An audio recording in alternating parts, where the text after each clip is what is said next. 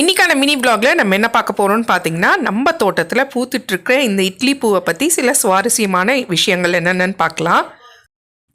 நம்மளுக்கு தெரிஞ்சதெல்லாம் இட்லி பூ வந்துட்டு அழகாக இருக்கும் பார்க்கறதுக்கு, சாமிக்கு பறித்து வைக்கலாம் அப்படின்ட்டு நினைப்போம். ஆனால் அது வந்துட்டு மருத்துவ குணங்களுக்கும் பயங்கரமாக யூஸ் ஆகுது. அது என்னென்னு பார்க்கலாம் வாங்க. பூவை பறிச்சுக்கிட்டே என்னென்ன சுவாரஸ்யமான விஷயங்கள்னு பார்க்கலாம். இந்த இட்லி பூவோட இலைகளை வந்துட்டு தண்ணி ஊற்றாமல் நல்லா பேஸ்ட் மாதிரி அரைக்கும் போது அரைச்சி நம்ம உடம்புல போட்டால் தோல் நோய் இருக்கு இல்லைங்களா, ஸ்கின் அலர்ஜி, ஸ்கின் ப்ராப்ளம், அடுத்தது தடிப்பு, கொப்பளம் இதெல்லாம் வந்துட்டு க்யூர் ஆகுதுங்க. இந்த இட்லி பூவை எடுத்து நல்லா அரைச்சி பேஸ்ட் மாதிரி அரைச்சிட்டு தண்ணி விட்டு பேஸ்ட் மாதிரி அரைச்சிட்டு அதை நம்ம தலையில் தேய்க்கும் போது முடியும் நல்லா ஆரோக்கியமாக வளருது. அதே மாதிரி பேன் பொடுகு தொல்லைலாம் இல்லாமல் முடி சூப்பராக வளருது.